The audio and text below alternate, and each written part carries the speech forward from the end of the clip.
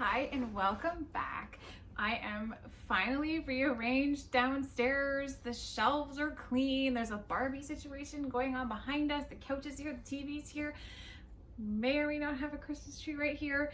Some of you are gonna hate that, and that's okay. Okay. Today we're gonna be talking about how to tell people to go scratch that aren't supportive of our journeys as single moms. I talk about this a lot, and I do teach this inside of both of my programs. But I think it's so important to continue to talk about it because it can be really challenging when we hear people's opinions. I mean, I get it online all the time.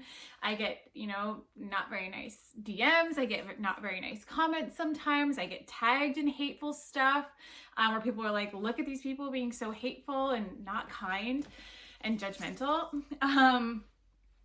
And so many people ask me, like, how do you do it? How do you deal with people being so judgy or not supportive or, kind of making you feel like crap about being a single mom, which I think is crazy. And I think that is kind of one of the things that helps me is that I can't wrap my head around being mad at somebody else whose life does not affect you in any way, shape, or form.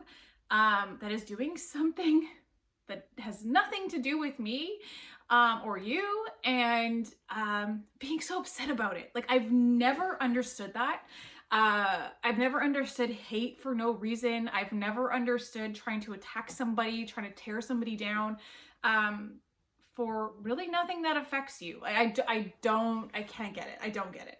And I'm sure most of you can relate to that. But with that said, can it be hurtful? Can it affect us negatively? Of course, if we allow it. If it's something that's close to us, it's in our inner circle and we can't really get away from it, maybe the narratives of grandma or mom or whatever, that can be really challenging. And of course, it's not your own fault. If there's nowhere for you to go, you have to kind of be exposed to it. The thing is, I think it's incredibly important to set boundaries. It's important to let people know where, there's a line, and if they cross it, there's going to be consequences. And that can be so hard. It can be incredibly challenging when it comes to the people that we love, the people that are in our inner circle. It's much easier to say to a stranger or somebody online, like, F you, basically. Of course, because we don't know them. We don't love and care for them, right? But when it's the people that are closest to us, it can be incredibly challenging. It can be really sad. It can feel like a loss. But again, if you're a single mom or you're considering this journey, think about it from the perspective of your child. How do you want your child to be? You want them to grow up to feel strong. You want them to grow up to be empowered, to be able to say, hey, you know what? You're really hurting my feelings and it's not cool. And I'm not going to stand for that, right? Like, I want my daughter, sometimes she'll come home. She's 9.5 now. She'll come home with these stories and I'm like, and you didn't tell her to leave you alone? And you didn't say, hey, whoa, like, that's not cool? Like, why not? Just tell her, tell him, like, knock it off. It's not cool. Like, as women, we're so taught to, like, be nice, or you're a, B word. And it's true. So because of that, sometimes we almost fear being like, listen, get out of here. Like, your opinion is not it. Like, you can have your opinions, you can have your beliefs, you can have your thoughts, you could have your whatever, but this is my life. And I would like you to keep your opinions or your thoughts or your judgments to yourself. And if you're not okay with my choices, that's okay. I'm not okay with some of your choices. And that's also okay because it's your life and my life, and they're not the same. You know what I mean? But yeah, so I try to encourage everyone, again, inside of my programs, the clients that I meet with one-on-one and things like that, like, you have to, like, choose, if you're choosing to become a single mom by choice, or you're choosing to leave a relationship that's not serving you and is really just doing more harm than good to you and your children, you have to just trust yourself. And that can be hard. Again, if you are surrounded by people who are not entirely supportive, or maybe you don't have a huge like a village that you're going to be able to lean on and so forth. It can be really, really hard and scary. But if you're doing it from the right place, it's always going to work out well. Okay. Whereas if we're living a life, this sweater is not allowing my hair to be what it is. It's getting caught in the flaps and it's driving me nuts. Oh my God. The collar, whatever this thing is called. Ugh, it's driving me crazy if you're watching on YouTube right now. Okay. Sorry. Yeah, it's, oh, what was I saying? I just had a complete brain fart. That was an ADHD moment if I have no one. Yeah, the thing is living a life based on other people's judgments and other people's opinions is so much worse than just following your heart and trusting yourself and doing what feels right for you. Again, there's so many women who are generations older than us or whatever that came before us that, of course, oh my God, it's been a day, that weren't able to walk away from relationships that weren't serving us, that, you know, had to stay in situations, that had to get married if they wanted to have a family.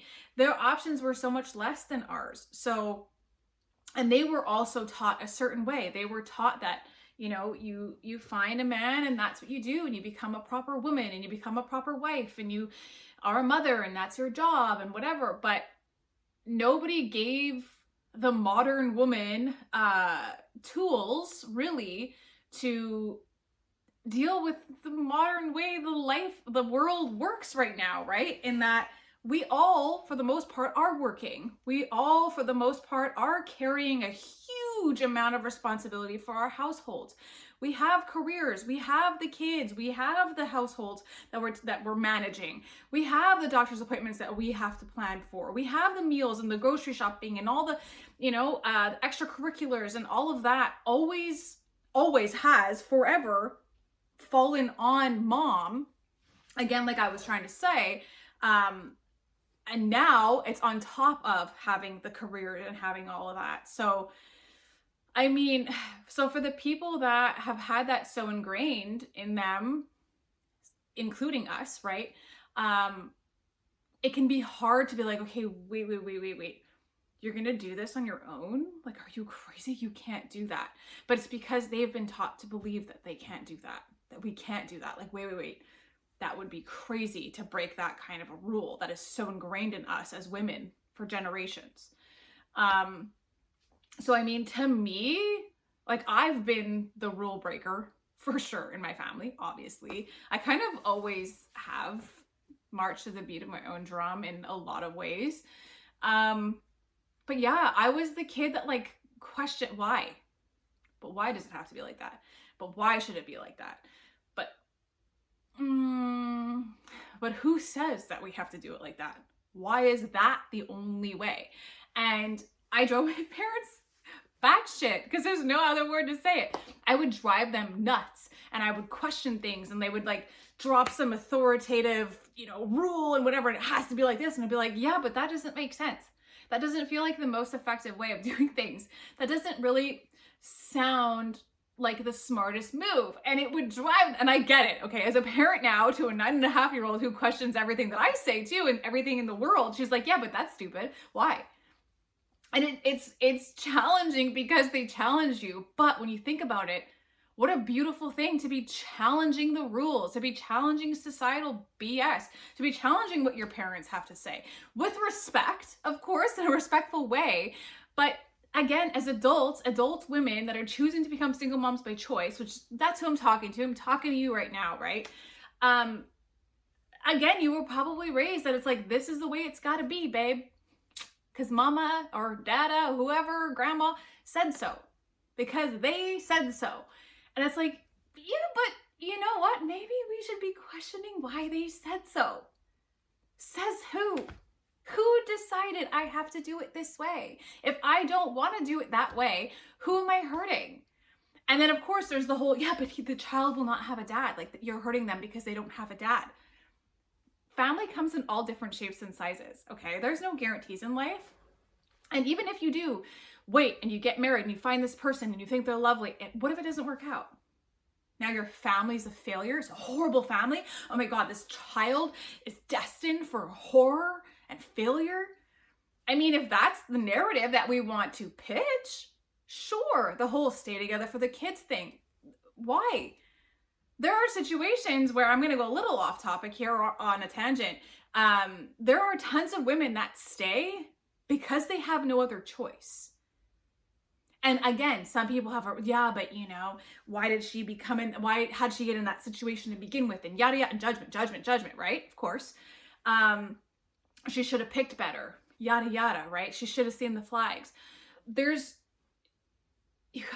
so much there's so much BS, and there's so much that we could focus on that, what if, and yeah, but, until we're blue in the face, really, truly.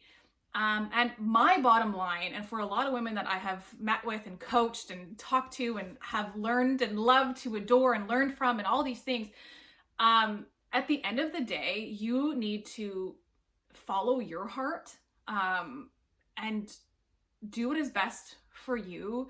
And honestly, again, like in every aspect of your life, like, yes, I talk about motherhood. Yes, I talk about being a single mom and all these things, and that's like my main topic. But in your whole life, like even if you end up deciding that single motherhood is not for you and you're in a corporate job that you fucking hate, that sucks the life out of you.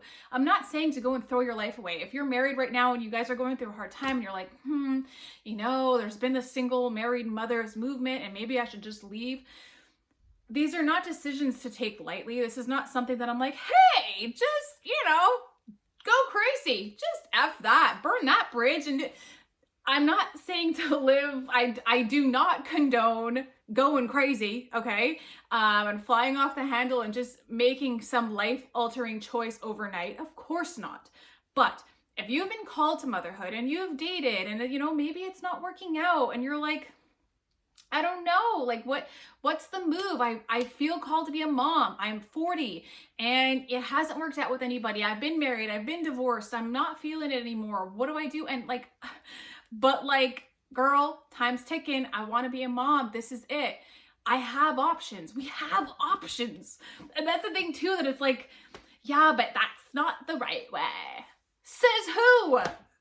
Grandma? Says who? Who tells me that I can't do it that way? Says who?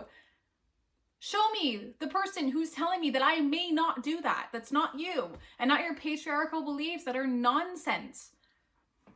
Grandma? It's like, I get so, every time I have these conversations with my with my camera, I'm like, yeah. But it's true. It's true. And it makes me so fired up because, again, like I want to shake all the women in the world. I want to shake us all. Just like, question it. Why? Why not? And again, get comfortable and familiar and really understand your why. Really get in touch with, why do I want to do this? Is it because I want to be a mom? Is it because I'm like, F everybody, blah, blah, blah. Like there are right and wrong reasons to do this, to become a single mom by choice. Of course, no kidding.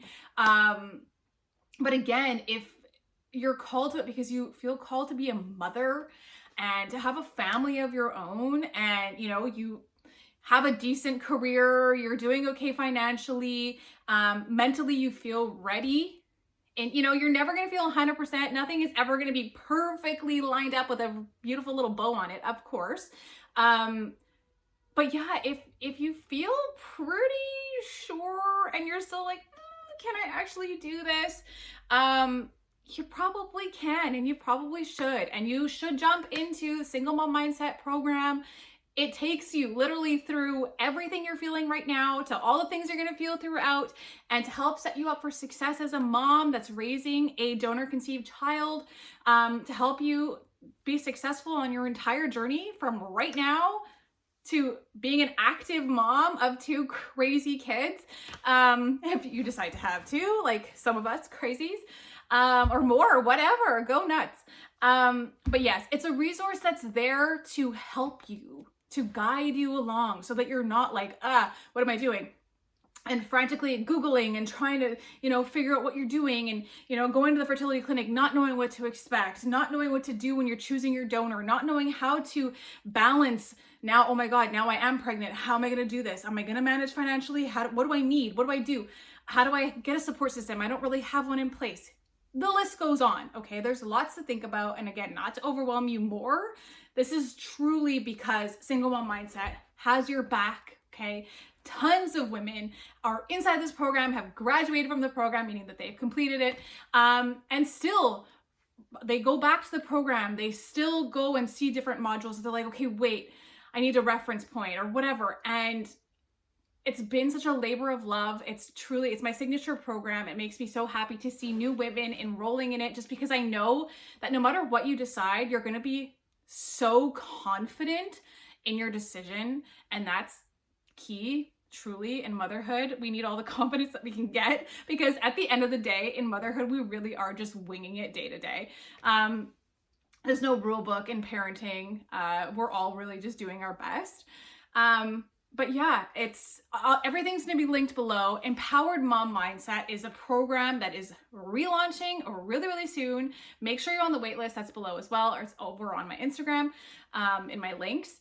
But yeah, that's the program that's really for the after. Okay, so you are a single mom. Maybe you're a single mom by circumstance. You've been divorced or separated or whatever it is, or maybe even lost, and you want to thrive as an empowered mama on your own. Maybe you're not quite a single mom yet, and you really want to up-level your life. You want to thrive. You want to be making more money. You want to have a more powerful mindset, a happier mindset. You want to find more joy in your day-to-day. That program is really about up-leveling, shifting things, and bringing forth your best life. You deserve that. Again, society has so much pressure on us that it's like, you can't have it all. You can't have it all. And I'm not about that life. I'm really not. You can have everything that you want if you believe that you can. And all of that starts with subconscious rewiring. It comes with manifestation. It comes with affirmations. It comes with all of these things that are taught inside of the program to help you completely transform your life, to set you up as a single mama. Again, whether you already are one or you're on that path, yeah, it's really there to kick your butt a little bit or a lot of it, and to help you see some actual change in your life. I think that's everything. I get a lot of, what do I do if I don't have a lot of support or I have a lot of haters or whatever? This is it. You set a boundary. You get to really know yourself and trust in yourself. And if all else fails, you shoot me a DM, you get it all out in the message, or send me an email, and I'll be here to support you, to encourage you, and to give you some personalized tips and approach if you need that. And with that, I'm going to send you on your way because Leo is calling me from his nap that he's not having. So have an incredible week. I'll see you next Friday. Bye.